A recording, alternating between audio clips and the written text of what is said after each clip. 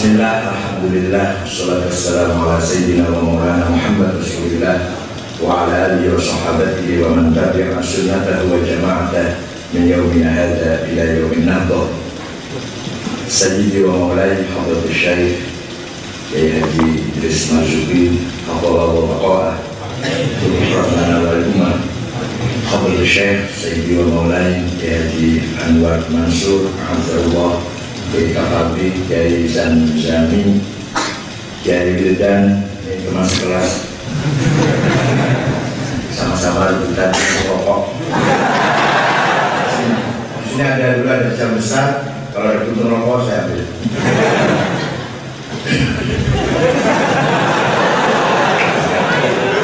Bahasa datang ulama, ahli bait, muhtaramin, sahabat saya, tetangga saya, Wakil Gubernur Jawa Timur Gus Saifullah Yusuf, ini tetangga saya di Ciganjur, tapi sekarang sudah jadi Wakil Gubernur. Ayo ikhwah, Allah berfirman dalam Al-Quran,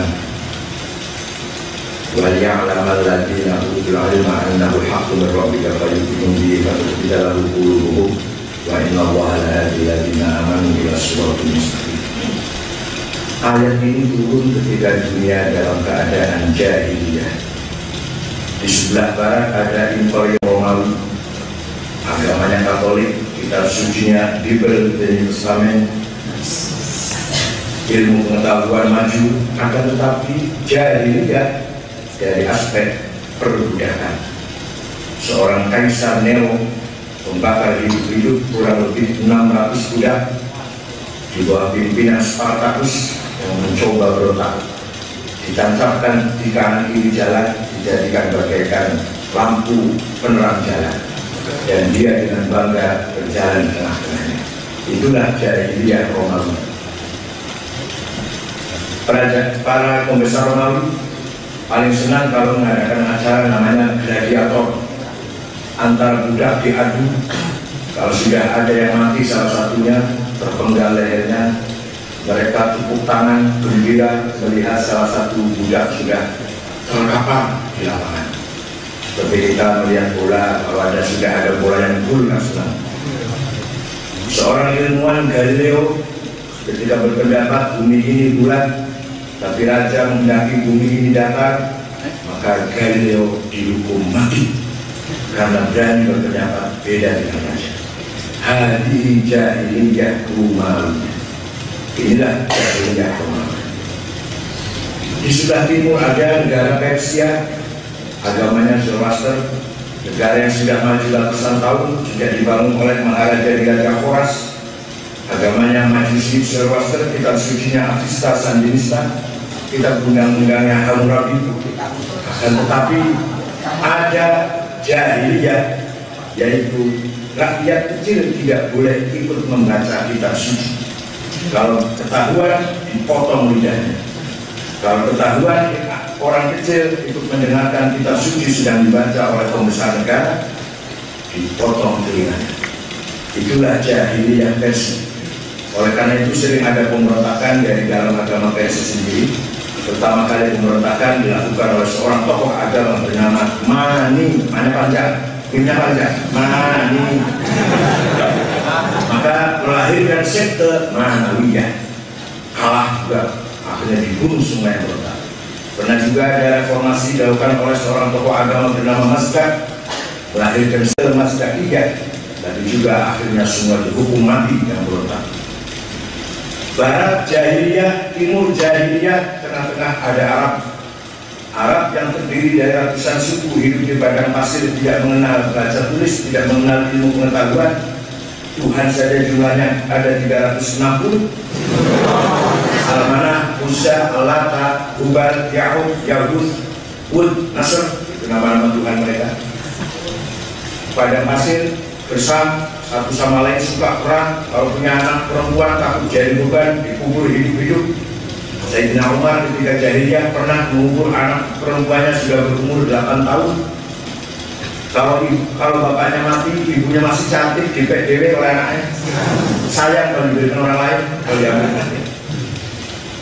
Di tengah-tengah masyarakat jahiliyah seperti itu, lahir seorang bernama Muhammad Sallallahu Alaihi Wasallam yang sejak umur 2 bulan dalam kandungan ibunya, bapaknya sudah wafat. Lahir sebagai yatim, dipelihara oleh ibunya. Umur 6 tahun ibunya wafat, dipelihara oleh kakeknya. Umur 8 tahun kakeknya wafat. Kenapa itu? Supaya yang mendidik Rasulullah Nabi Muhammad langsung Allah sendiri. Adzabani Rabbi fa ahsana ta'dib.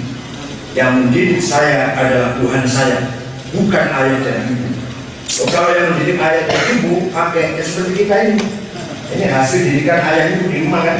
Ya ada yang bener, ada yang setengah bener, ada yang baik. Kebetulan saya seperempat baik. Aku pun dorolen. Ini hasil didikan ayah ibu.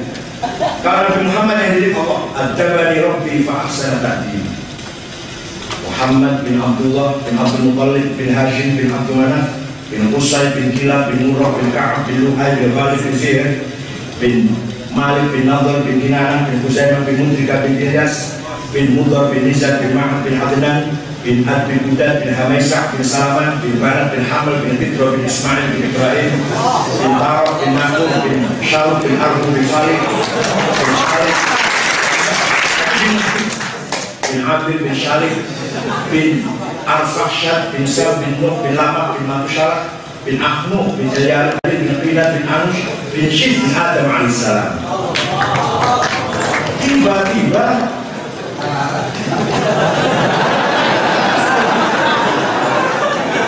orang Alfiah yang sering baca pernah hafal. Nah ini kalau orang Muhammadiyah nggak ada yang hafal kayak gini. Apalagi PKS.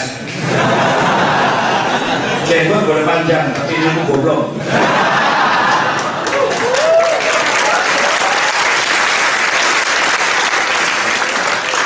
Tiba-tiba seorang bernama Nabi Muhammad yang dahulu ini ummi tidak mengenal baca tulis mengatakan waliya'lamal ladzina utul ilma anil haqqi min rabbih.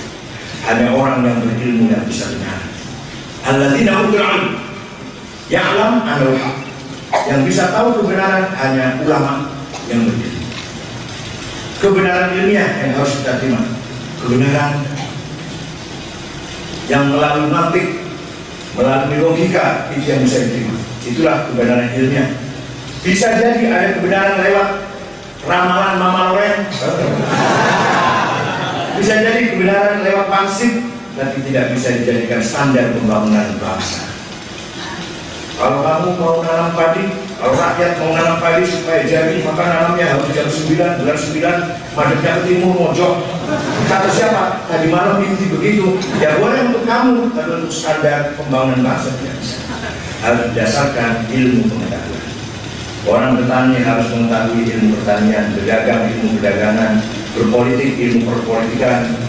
Kayak Mas Saiful ini, padahal kuliah nggak tamat, tapi politik matang. Luar biasa kalau berpolitik, lincah, tahan banting, dibuang Gus Dur malah jadi wakil gubernur. Luar biasa.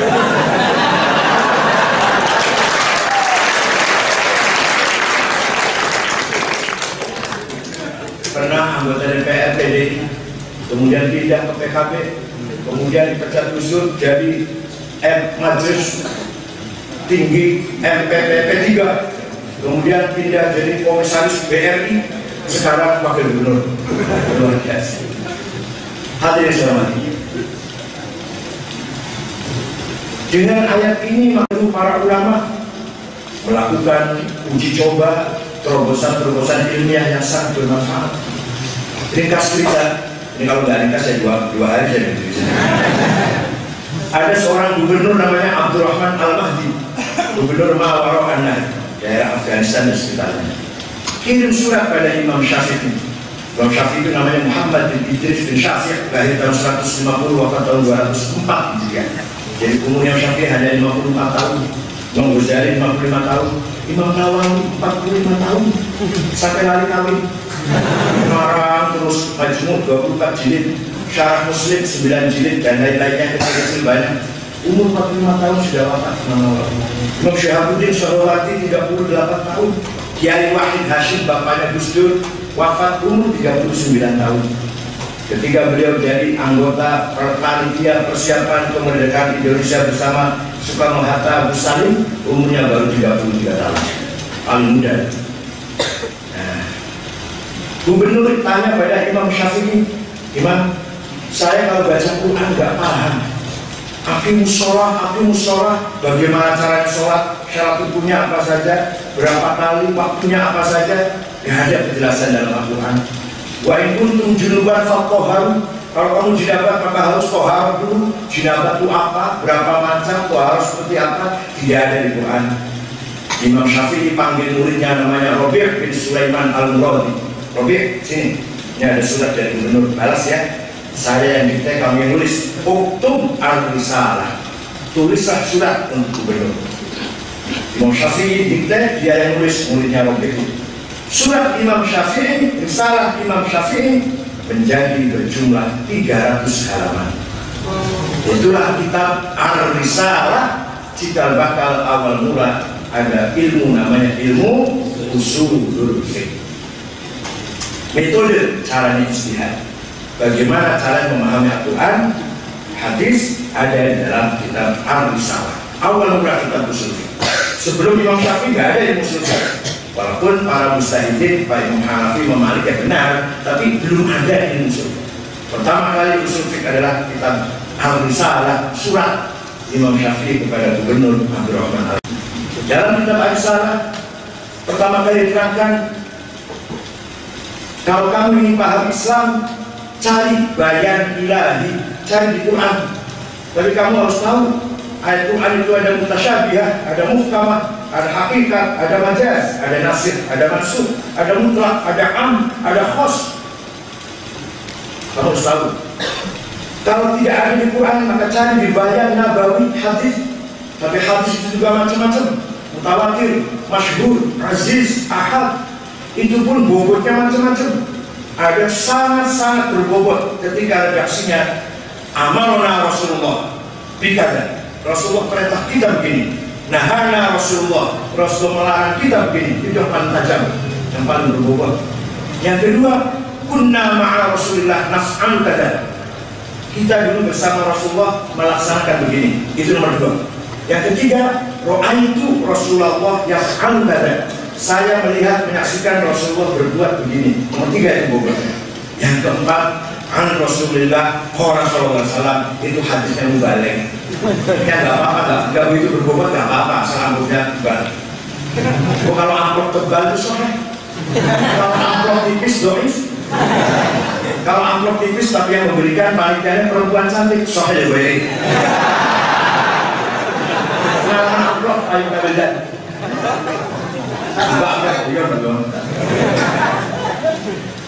Itulah namanya ilmu usul.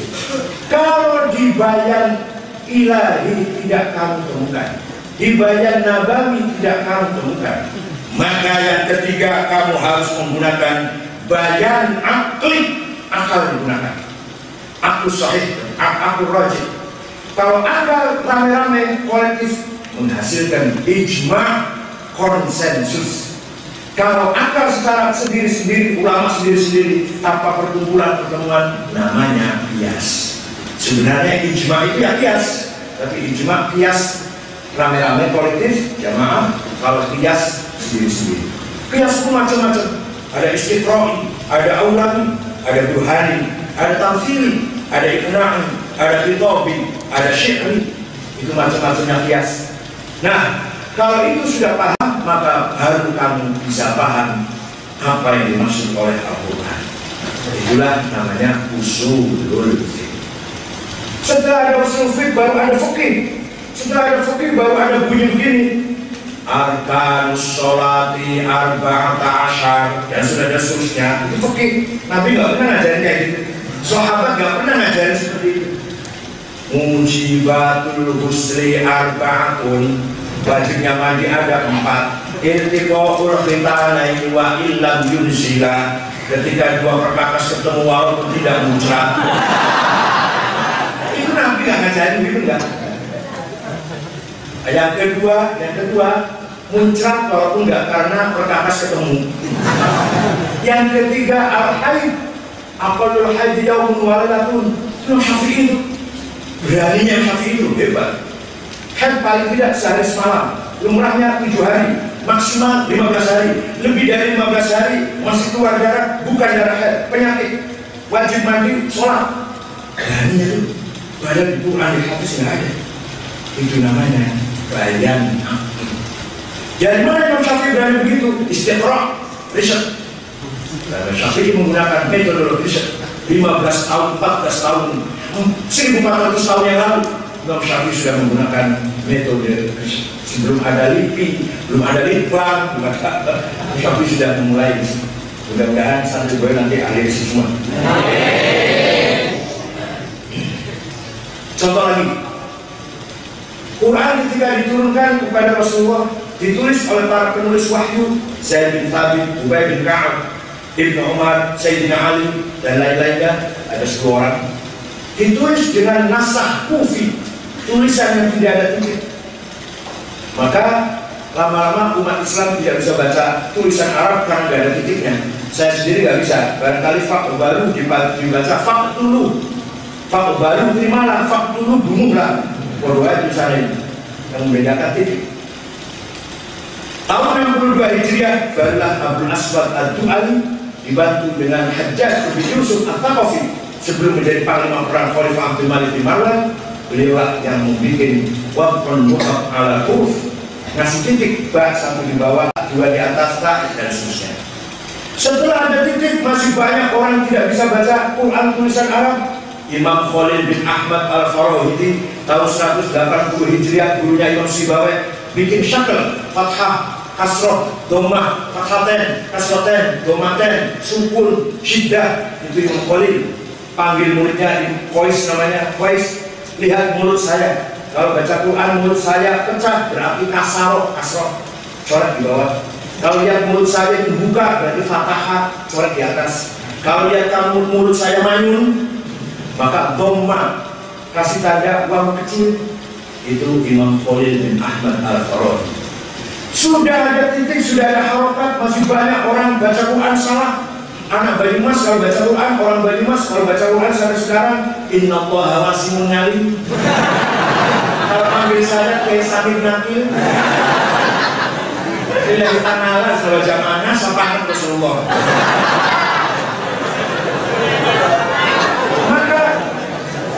Maka Imam Abu Ubaid Qasim bin Salam, Imam Abu Ubaid Qasim bin Salam yang wafat tahun 224 Hijriah, bikin ilmu tajwid qiraatil Quran.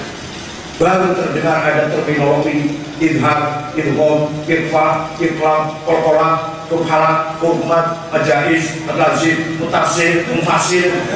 Baru tahun 200 Hijriah kemarin.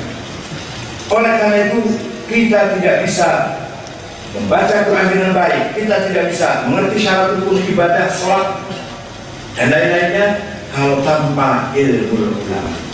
Yang membesarkan Islam ulama bukan politisi, bukan raja A, raja fulan, bukan.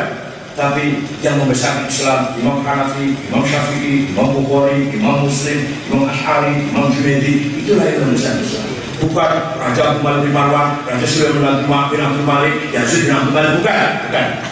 Raja itu yang baik paling 4 orang. Umar bin Abdul Aziz dari dinasti Bani Umayyah, Harun Rashid dari dinasti Abbasiyah, Salahuddin Al-Ayyubi dari dinasti Ayyubiyah, Sultan Muhammad Fatih yang merebut Konstantinopel menjadi Istanbul, yang mengalahkan Romawi. Itu yang baik cuma 4 orang raja. Maka Islam bisa berkembang seperti ini bi'ilmu ulama, bukan bisiasatil umar. Tapi kalau coba masih belum menggadai. Ya, pejabat itu membantu, mendukung, tapi bukan peran utama dalam membangun Islam. Setelah Islam datang, setelah ajaran Islam datang ke Jawa, dibawa oleh para wali. Salah satu wali Songo, Sunan Bonang, membuat terminologi sinkronisasi bahasa Jawa dengan ilmu nahu Arab. Mobil tangga utawi khobar itu fa'il sopo atau opo, maf'ul bih penderita, ing dzaraf ing dalam, itu Sunan Bonang. Kemudian disyairkan oleh salah satu santrinya Syekh Khalil Bangkalan, fa utawi li mubtada iku khobar opo li fa'ilin wa na'ibil gohar wa ing li maf'ulin bihi krono li maf'ulin li ajlihi wa ing dalil dhorof wa mutlaqul maf'uli fihi kelawan kada kababul jarri fadlu bil bayan serta li maf'ulin ma'ah wa kang sifat silatu mausulin kada mitlus sifat apane ditamyizi hal-hal wastahidu bil hifzi ya rijal. Siapa itu? Lirboyo.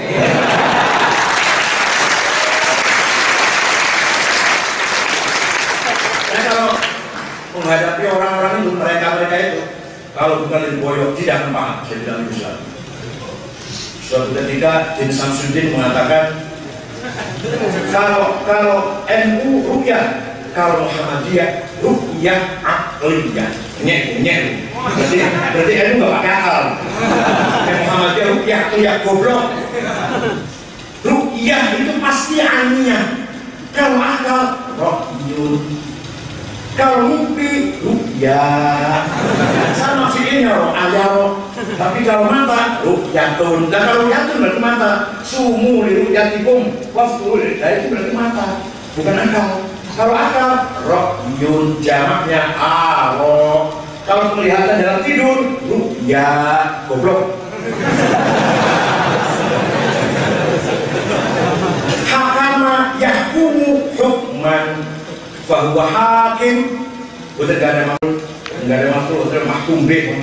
Tapi kalau hakuma yahkumu hikmah bahwa hakim.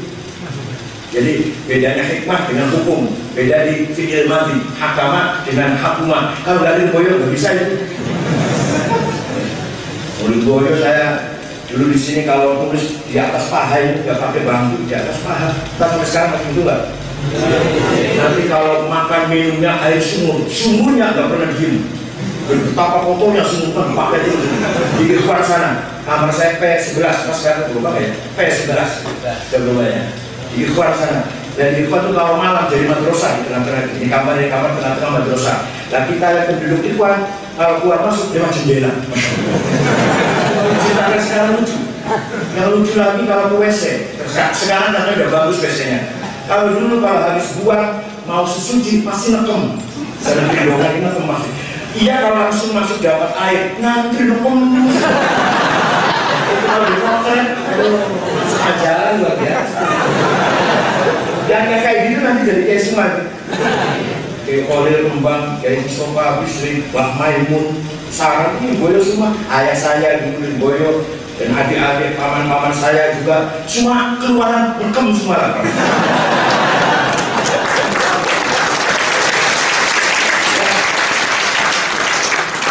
Makan itu kalau sudah tempe dan kerupuk sudah bagus. Setiap makan saya cuma dengan kampung, apa namanya? Pulupan namanya. Apa? Pulupan. Namanya pulupan. Setiap kalau bisa beli tempe dan kerupuk sudah bagus. Dan saya selalu naruh buku kecil di warung. Kalau special ya nanti itu habis nyampe lagi. Cerita dulu ini. Hadirin saya hormati atau syekh-syekh saya hormati, itulah ahli sunnah wal jamaah yang diperjuangkan oleh para ulama, mempermudah, mempergampang, menggampangkan memahami Islam dengan benar. Kalau tidak, imam menjadi liberal atau menjadi ekstrim. Kalau hanya pegang literal Quran, kalau hanya tekstual Quran, maka tidak akan paham. Tanpa usul fiqh pasti imam jadi liberal, sekar PDW, pakai akalnya kamu, atau menjadi ekstrim karena hitam putih. Tidak ada cara lain. Waman yakum bima anzalallahu itu kafirun. Barang siapa yang tidak menjalankan hukum Allah kafir. Contoh yang kafir siapa? Sayyidina Ali. Sayyidina Ali menggunakan hukum hasil musyawarah di Dumatul Jandal antara Musa Ash'ari dan Amr bin As. Maka Ali kafir, kalau kafir harus dibunuh. Itu yang ngomong begitu orang-orang yang hafal Quran. Yang membunuh Sayyidina Ali, Abdurrahman bin Muljam itu qaimul lail, shaimul nahar, hafizul Quran. Yang membunuh Sayyidina Ali itu orangnya jidatnya hitam, tahajud terus, tiap hari puasa, jenggotnya panjang, gamisnya setengah kaki, dan hafal Quran. Persis kan? Persis kan? Itu yang membunuh Sayyidina Ali, menganggap Ali kafir, Amr bin As kafir, Muawiyah kafir, Siti Aisyah kafir, Tolha kafir, Zubair kafir. Sayyidina Utsman separuh mukmin, setelah jadi khalifah 12 tahun, 6 tahun pertama mukmin, 6 tahun kedua kafir. Itu namanya partai Khawarij yang sekarang sedang fenomena sedang muncul beberapa saudara-saudara kita yang tidak paham Al-Quran, yaitu yang jenggot-jenggot itu. Hadis dalam Sahih Muslim ketika Rasulullah diprotes oleh Dzul Khuwaisir dalam kitab Zakat Babul Ismah. Rasulullah membagi-bagi hasil rampasan perang Taif dan Hunain, membaginya di Ja'ronah. Baginya yang senior tidak dikasih apa-apa, yang baru masuk Islam walaupun konglomerat Abu Sufyan diberi 100 onta, Yazid 100 onta, Al-Bakhtari 100 onta. Ada yang protes ke depan, namanya Dzul Khuwaisir. Silakan baca Sahih Muslim, kita Zakat Babul Ismah. Ya Muhammad, bagi-bagi yang adil, jangan semaumu sendiri. Rasulullah jawab, "Baihak, ma'adala fil ardi minni." Cilakalah kamu, tidak ada orang yang adil seperti saya di muka bumi ini. Yang saya lakukan perintah Allah, bukan kemauan saya. Orang itu pergi, Nabi mengatakan, Nabi bersabda, "Saya khruju min dhiddi hadzal rajul, qaumun yatluna al-Qur'ana wa la yujawizu halaqimahum, hum syarrul khalqi wal khaliqah, lastu minhum wa laysu minna." Akan muncul dari umatku orang seperti ini, hafal Quran tapi tidak melewati tenggorokannya, alias tidak paham. Mereka itu syarrul khalqi, sejelek-jelek manusia, khaliqah, bahkan lebih jelek daripada anil bahari. Lastu minhum, saya tidak seperti mereka, wa laysu minna, dan mereka tidak termasuk golongan saya. Prediksi Rasulullah, muncul akhir-akhir ini kaum atau kelompok yang radikal, bahkan sampai ekstrim, bahkan sampai teroris. Itulah sesuai dengan prediksi Rasulullah 1400 tahun yang lalu. Jadi kita jangan terkenal dengan jenggot, dengan jidat hitam, dengan gamis yang sekalipun. Saudara sekalian, alhamdulillah kalau ahli sunnah masih bertahan di Indonesia bersama-sama dunia Islam, kecuali Saudi yang Wahabi, kecuali Iran yang Syiah. Selain Iran dan Saudi, ahli sunnah semua. Ada paling beda sekarang mazhab Malik, kita Syafi'i. Ada yang mazhab Hanafi, kita Syafi'i beda-beda aja. Di Libya itu Maliki, Maroko juga Maliki, ada Zaire Maliki. Kalau di Mesir ada semua. Kalau Syria, Lebanon, Palestina, Hanafi kebanyakan. Kalau Yaman ada Hambali, ada Syafi'i banyak juga. Pakistan, Hanafi. Dan kita di sini kebanyakan Syafi'i dan akidahnya Asy'ariyah, mengikuti Abdul Hasan Ali Al-Asy'ari. Abdul Hasan Ali Al-Asy'ari wafat tahun 230 Hijriah. Punya karangan kitab Maqalatul Islamiyyin, Al-Ibana, Al-Risalah ila Ahli Thabr, Al-Lumah. Kemudian wafat diteruskan oleh muridnya Abu Abdillah Al-Bahili. Al-Bahili wafat diteruskan oleh muridnya Abu Bakar Al-Baqillani. Al-Baqillani punya kitab Al-Qusas, At-Tamhid, Al-Bayan, Al-I'jaz. Al-Baqillani wafat punya murid Abdul Malik Imam Al-Haramain Al-Juwaini, punya kitab Lataiful Isyarat, Al-Qasiyah, Qiyatul Umam, Al-Arba'in. Imam Haramain punya murid Abu Hamid Muhammad Al-Ghazali, kitab menjadi tokoh Mu'tazilah. Lama-lama tersentak, terpanggil hati. Saya kalau di Mu'tazilah yang saya urus hanya sarjana S2, S3. Lah yang urus tukang sate, tukang bakso, tukang beca. Siapa yang urus? Nama ini siapa? Imam Asy'ari keluar dari Mu'tazilah mendirikan mazhab Ahlus Sunnah, al-mutamassikina bi sunnati Rasul qaulan wa fi'lan wa amalan ma ana alaihi washabi wal jamaah, yaitu yang selalu bersama-sama orang banyak, bersama-sama grassroots, orang-orang du'afa, juhala, fuqara, bersama-sama orang bodoh, mendampingi, mendidik orang-orang yang lemah dan kecil, bukan orang sarjana, bukan. Itulah ahli sunnah wal. Imam Asy'ari gurunya Mu'tazilah, beliau Mu'tazilah tadinya. Gurunya namanya Abu Ali Al-Jubai. Abu Ali muridnya Abu Hashim Al-Jubai. Abu Hashim muridnya Abu Hudan Al-Allaf. Al-Allaf gurunya Ibrahim An-Nadham. Ibrahim An-Nadham gurunya Amr bin Ubaid, pengarang ilmu balaghah. Amr bin Ubaid gurunya Wasil bin Atha, pendiri Mu'tazilah. Wasil bin Atha ini orang pintar, cerdas, pernah mengislamkan 6.000 orang. walaupun beliau tidak bisa roh, itu tidak bisa. Tapi kalau ngomong saat berjam-jam bisa menghindari Quran. Kalau berjam-jam nggak pernah ketemu itu. Itu Wasil bin Atha. Wasil bin Atha muridnya siapa? Wasil bin Atha muridnya Imam Muhammad putra Sayyidina Ali dari istri kedua Sayyidina Ali. Setelah Sayyidah Fatimah wafat, nikah lagi dengan seorang perempuan namanya Khawlah binti Ja'far dari suku Bani Hanifah. Punya anak namanya Muhammad, cerdas. Maaf, lebih cerdas daripada Sayyidina Hasan dan Sayyidina Husain. Cerdasnya ya, kalau Sayyidina Hasan Husain putra Fatimah, Sayyidah Syabab bin Ahli Jannah. Tapi anak yang dari istri kedua pintar, cerdas. Namanya Muhammad bin Hanafiyah, dinisbatkan pada ibunya Khawlah binti Ja'far dari suku Bani Hanifah. Mengajar di Masjid Madinah, punya murid antara lain Ma'bad al-Juhani dan Wailan al-Dimashqi, pendiri mazhab al-Qadariyatul Ula. Muhammad bin Hanafiyah berpendapat af'alul ibad min al-ibad la qada wa la qadar. Karena menghantar Mu'awiyah yang mengatakan semua yang terjadi qada Tuhan. Dari Allah yang terjadi. Kali kalah aku menang, kata Sayyidina Mu'awiyah. Kata putranya Muhammad, tidak ada takdir Allah. La qada wa la qadar, af'alul ibad min al-ibad. Muridnya nanti lebih ekstrim, namanya Ma'bad al-Juhani. La qada wa la qadar, af'alul ibad min al-ibad wal amru unuf. Tidak ada qada, perbuatan manusia dari manusia. Bahkan Allah tahu pun kejadian setelah kejadian. Ya Allah kaget tiap hari itu. Kata al-Qadariyatul Ula, Allah kaget, cekak kalah. Ya lagi, Khofifah kalah itu kaget juga orang. Itulah menurut al-Qadariyatul Ula. Kufurnya Abu Jahal dari Abu Jahal sendiri, imannya Abu Bakar dari Abu Bakar sendiri. Tidak ada qada. Nah, nanti dimodernisir oleh Wasil Mu'tazilah, la qada wa la qadar, af'alul ibadi min al-ibad walakinna Allah ya'lam. Tidak ada qada, tapi Allah tahu apa yang terjadi. Abu Bakar akan iman, Abu Jahal akan kafir, tahu Allah. Tapi bukan takdir Allah Abu Bakar iman, Abu Jahal kafir. Ahli sunnah menjawab itu semua, khairihi wa syarrihi, al-iman bil qada wal qadar, akhir wa syarri min Allah. Dalilnya ma qata'tum min linatin aw tarakumuha qa'imatan 'ala usul fa billahi wa la. Kamu tidak mampu mematahkan ranting yang lemah, dan kamu tidak mampu membiarkan pohon menjadi besar kecuali dengan takdir Allah. Saudara sekalian, itu barangkali kunci daripada perdebatan ahli sunnah dan yang bukan ahli sunnah.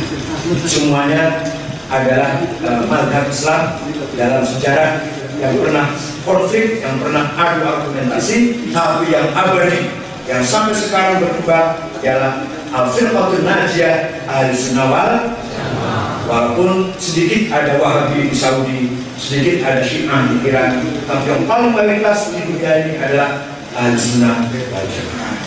Kira-kira itu saja, mudah-mudahan ada manfaatnya. Ya, santri boya begini udah di mana-mana saya begini aja.